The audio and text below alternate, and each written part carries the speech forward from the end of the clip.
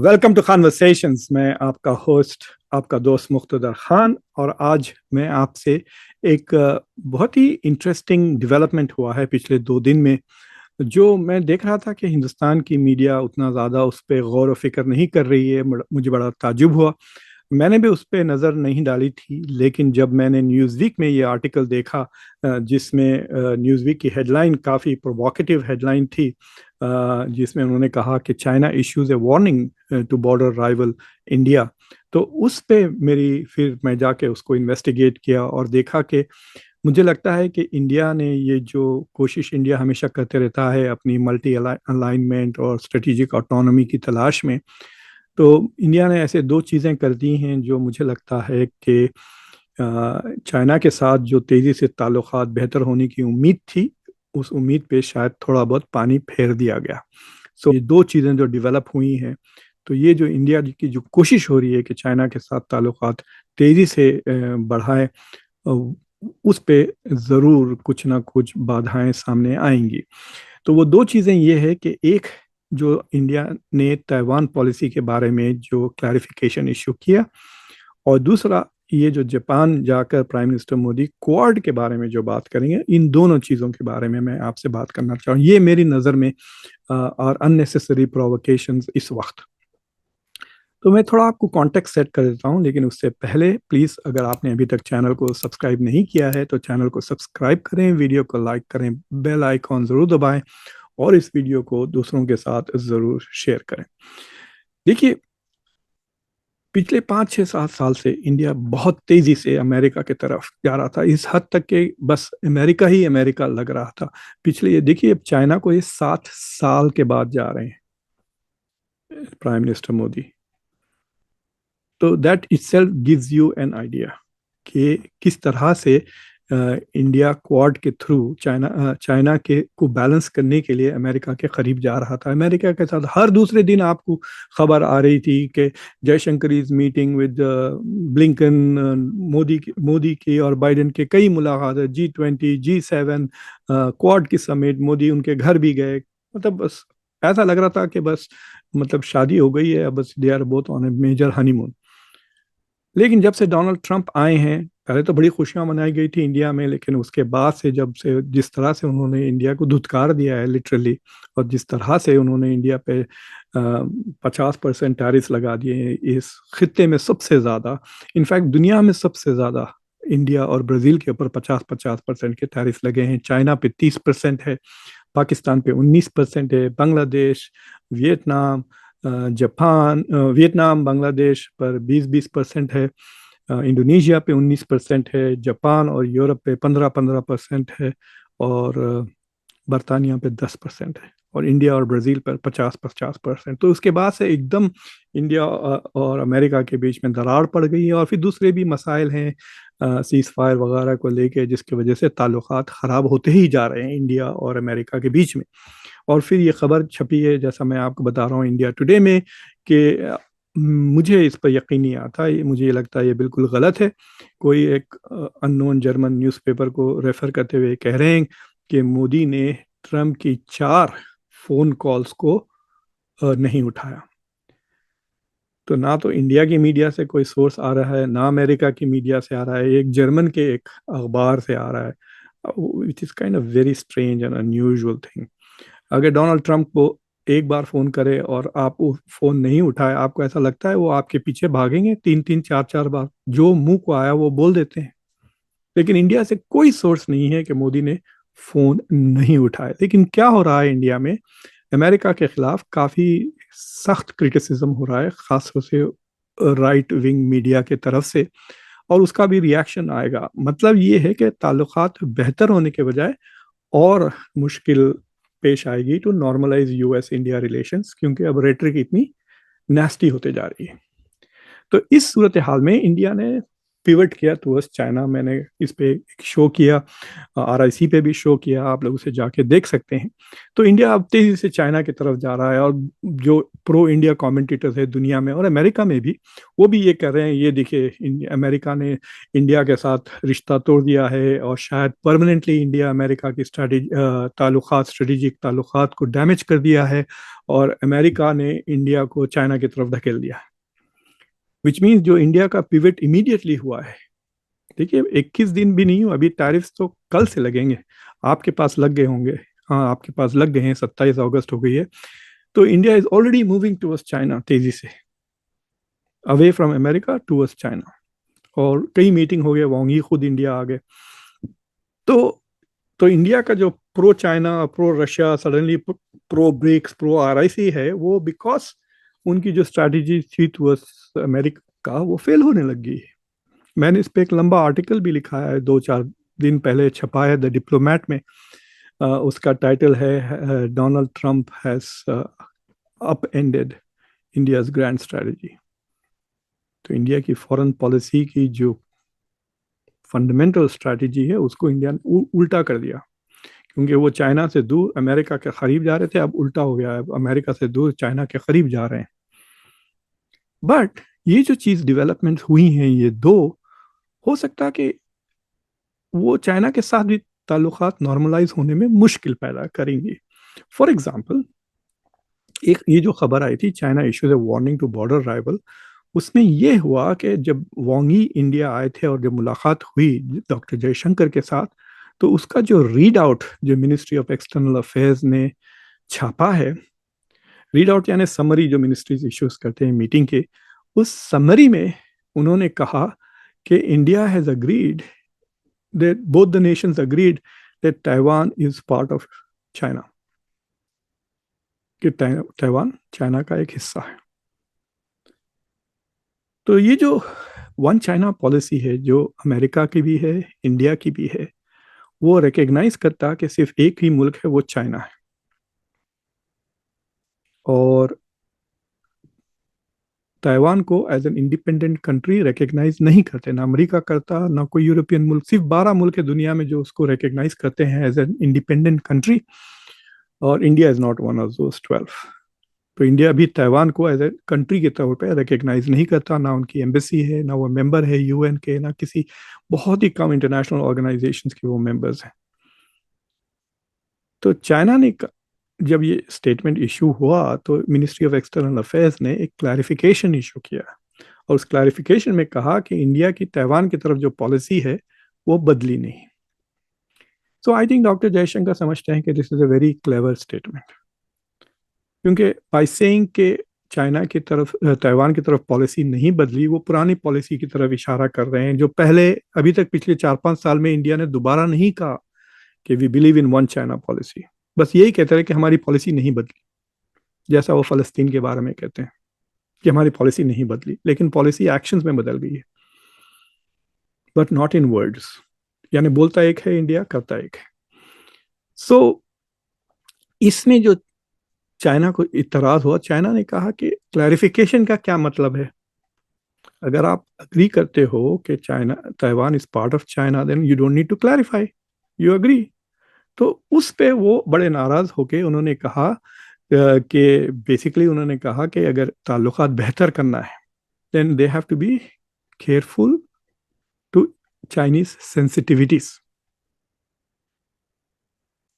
तो जो स्टेटमेंट उन्होंने इशू किया, यहाँ देख सकते हैं, China deplores that certain individuals in India have tried to undermine China's sovereignty on the Taiwan question and impede the improvement of China-India relations. तो ये माओ निंग कह रही हैं, चाइना की स्पोक्स पर्सन है, वो कह रही है कि बाज लोग इंडिया में ये बात कहकर चाइना की सॉवरेंटी ताइवान के ऊपर उस पर सवाल या चिन्ह लगाकर बाधा डाल रहे हैं चाइना और इंडिया के ताल्लुकात बेहतर होने के लिए। China has released readouts on the talks between Chinese and Indian foreign ministers, and for the Chinese side, the Indian side's so-called clarification came as a surprise, which is inconsistent with the facts. ये कह रहे हो। There is one China in the world, and this is a prevailing consensus among international community, including India. तो it is very clear कि ministry, China की foreign ministry is very upset by that clarification. अब India की ऊपर मर्जी है, Taiwan के लिए चाइना से पंगा कर ले, रशिया के तेल के वजह से जिससे अंबानी का बहुत प्रॉफिट हुआ, अमेरिका से पंगा कर ले. देखिए, इंडिया तो बड़े बातें करते हैं ना, हम स्ट्रेटेजिक ऑटोनॉमी है, हम राइजिंग पावर है, हम ये भी कर सकते हैं, वो भी कर सकते हैं, इनसे भी दोस्ती करते हैं, उनसे भी दोस्ती करते हैं. तो मैं आपके लिए इत्तला अर्ज करता हूँ, इस वक्त इंडिया जो पिछले 6-7 साल से वेस्ट के पीछे भाग रहा था, मेलोनी आ रही हैं, जॉर्जिया मेलोनी सेल्फी ले रही हैं मोदी के साथ, सारा इंडिया बस तिलमिला रहा है खुशियों से, ऐसा ऐसा माहौल था ना. अब देखिए, चाइना, यूरोप और अमेरिका दोनों ने इंडिया के ऊपर सैंक्शंस लगाए हुए हैं. पिछले चंद हफ्तों में ये हो गया. यूरोप ने भी सैंक्शंस लगाए हैं, और नैयरा जो रिफाइनरी है, और डोनाल्ड ट्रंप ने तो खुलेआम मतलब डिस्टेंट कर दिया ना, दूर कर दिया इंडिया को. 25% tariff which is very high, उसके ऊपर 25% वो भी लगा दिया, क्या कहते हैं, पेनल्टीज, सेकेंडरी सैंक्शंस की तरह. और मजीद धमकियां भी दे रहे हैं. उसके अलावा वो ख़त्म नहीं हुआ कि अगर आप ब्राज़ील ब्रिक्स के साथ मिलकर अगर डी डॉलराइजेशन की तरफ कदम उठाएं तो मैं 100% टैरिफ कर दूंगा. एक सेनेटर है जो एक बिल पास करने की कोशिश कर रहे हैं सेनेट में, वो रोके हुए हैं टू सी क्या होता है अगर इंडिया रशिया से तेल लेना बंद करता है या नहीं, जिसमें वो इंडिया और चाइना पे 500% वो लगाना चाहते हैं tariff. So it will see what is happening.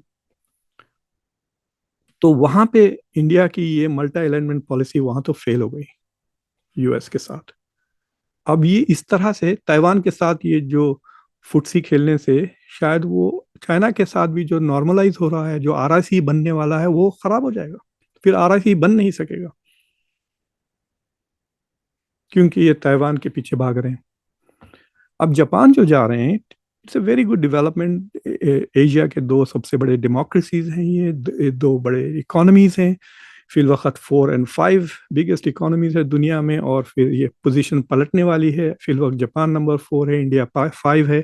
चंद महीनों में इंडिया 4 हो जाएगा, जापान 5 हो जाएगा, और ये मेंबर्स ऑफ क्वाड है. लेकिन क्वाड का फिर जिक्र मोदी ने छेड़ दिया कि हम क्वाड को मजबूत, at least ministry of external affairs मिस्री साहब ने जो बयान दिया है अबाउट ये ट्रिप टू जापान, उसमें उन्होंने साफ कह दिया कि क्वाड को के बारे में बात करने वाले हैं वहां जाकर.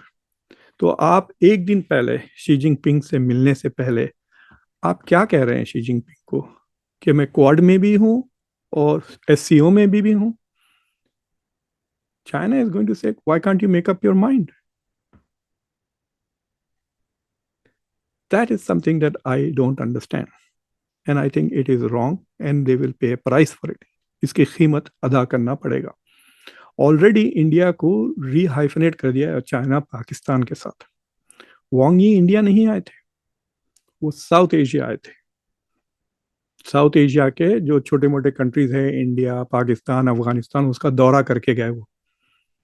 दैट वाज हिज मैसेज कि अगर इंडिया इज सो इम्पोर्टेंट तो वो इंडिया ही आते. मैंने इस पे पूरा शो किया, जाके देखिए आप. इंडिया ने जैसा इंडोनेशिया पे दबाव डाला था कि आप इंडिया आए तो सिर्फ इंडिया आए, पाकिस्तान ना जाए, उस तरह का दबाव वो चाइना पे नहीं डाल सके. So it's going to be very interesting to see. खास तौर से जब एससीओ का जो फाइनल स्टेटमेंट आता है, we will get a very good idea कि वहाँ पे इंडिया की सेंसिटिविटीज़ और चाइना की सेंसिटिविटीज़ को कितना रेस्पेक्ट दिया जाएगा. ऑलरेडी एससीओ में दो ऐसे मुल्क हैं चाइना के अलावा जो इंडिया से बहुत ज़्यादा अपसेट है. एक पाकिस्तान ऑब्वियसली, और दूसरा ईरान, जिसकी पीठ में इंडिया ने छुरा भोंक दिया. क्योंकि पिछले जो डिफेंस मिनिस्टर्स की जो इससे पहले जो एससीओ ने ईरान पे जब हमला किया था, यूएस और इसराइल ने, तो एससीओ ने स्टेटमेंट इशू किया था इसराइल को कंडेम करते हुए फॉर अटैकिंग ए मेंबर, और इंडिया ने उससे हट गया था. इंडिया ने कहा कि हम एससीओ के मेंबर हैं, लेकिन हम एससीओ के मेंबर्स के साथ नहीं खड़े रहेंगे. हम तो ग्लोबल नॉर्थ के पीछे भाग रहे हैं, इसराइल के पीछे भाग रहे हैं, अमेरिका के पीछे भाग रहे हैं. हम उनको खुश करेंगे, और एससीओ के हम मेंबर हैं लेकिन एससीओ के साथ नहीं है. That was India's message to Iran. तो उसका जवाब ईरान ने कैसा दिया? ईरान के प्रेसिडेंट पाकिस्तान गए to improve relation with Pakistan. उस पर भी भारत में ज़्यादा डिस्कशन हुआ ही नहीं कि क्या ईरान की पॉलिसी बदल गई, क्या अफगानिस्तान की भी पॉलिसी बदल गई। अब अफगानिस्तान पाकिस्तान के साथ तो बड़े ठीक ठाक रिश्ते हो गए हैं, ट्राइलैटरल हो गया है वांग ही के साथ काबुल में शायद 21 अगस्त को, पिछले हफ्ते, मतलब इसी हफ्ते, अभी पूरा एक हफ्ता नहीं हुआ है। फिर उसके बाद सीपेक में भी इंक्लूड हो गया है Afghanistan. So there is a constant failure of Indian foreign policy. और it is very surprising to me कि आपकी मीडिया पे अटेंशन मत दें, थोड़ा स्कॉलर्स को जाके पढ़ें। वो डर डर के लिख रहे हैं फॉरेन मैगजीन्स में, फॉरेन पॉलिसी में, फॉरेन अफेयर्स में। उनको ज़रा गौर से पढ़ें, try to read between the lines. बड़े बड़े इंडियन स्कॉलर्स हैं, हैप्पी मॉन जेकब को सुने, सी राजा मोहन को सुने, सुमित गांगुली को पढ़ें। सुमित गांगुली ने तो फॉरेन पॉलिसी मैगजीन में लथाड़ दिया है ये पॉलिसी जो चाइना की तरफ भाग रहे हैं। Is not going to serve. और पिछले 40 साल से वो इंडिया के फॉरेन पॉलिसी के सबसे बड़े एक्सपर्ट सुमित गांगुली हैं। आजकल वो स्टैनफोर्ड यूनिवर्सिटी में प्रोफेसर हैं। उनके कई किताबें हैं इंडिया के ऊपर, उनको पढ़ें स्कॉलर्स को। अगर आपको मेरी बात पसंद नहीं आती तो उनको पढ़ लें। सब हिंदू हैं वो सब, वो भी यही कह रहे हैं, लेकिन क्योंकि वो ज़्यादातर इंडिया में रहते हैं, सुमित के अलावा, सुमित तो यहाँ रहते हैं, जो वहाँ रहते हैं वो तो डर डर के लेकिन कह रहे हैं वो भी यही बात कि ये sudden pivot is not a good thing. और ये पिवट भी हुआ, उसके खुद आप अपना ही न्यू स्ट्रैटेजी टुवर्ड्स चाइना उसको सबोटाज कर रहे हैं फॉर ताइवान। और फिर वो क्वाड का दरवाजा खुला रखना चाह रहे हैं मोदी, कि इस उम्मीद से कि शायद डोनाल्ड ट्रंप फिर वो 25% टैरिफ निकाल दे तो हम फिर वापस भागे अमेरिका की तरफ, या मर जाए डोनाल्ड ट्रंप, या गिर जाए, या कुछ भी हो जाए, या 3 साल के बाद वापस कोई दूसरा प्रेसिडेंट आ जाता है तो will go back. So he wants to keep that back door open. अगर ये बात है तो आप, अगर चाइना है, रशिया है, तो आप क्यों इंडिया को ट्रस्ट करेंगे कि अरे जिस दिन अमेरिका सिटी मारेगा ये वापस भाग जाएंगे। So why should we risk investing in India against America? Anyway, thank you for watching conversation. और अगर आपने अभी तक चैनल को सब्सक्राइब नहीं किया है तो चैनल को सब्सक्राइब करें, वीडियो को लाइक करें, बेल आइकॉन ज़रूर दबाएं और इस वीडियो को दूसरों के साथ ज़रूर शेयर करें। अंटिल नेक्स्ट टाइम, मैं आपका होस्ट, आपका दोस्त मुख्तदर खान। Take care.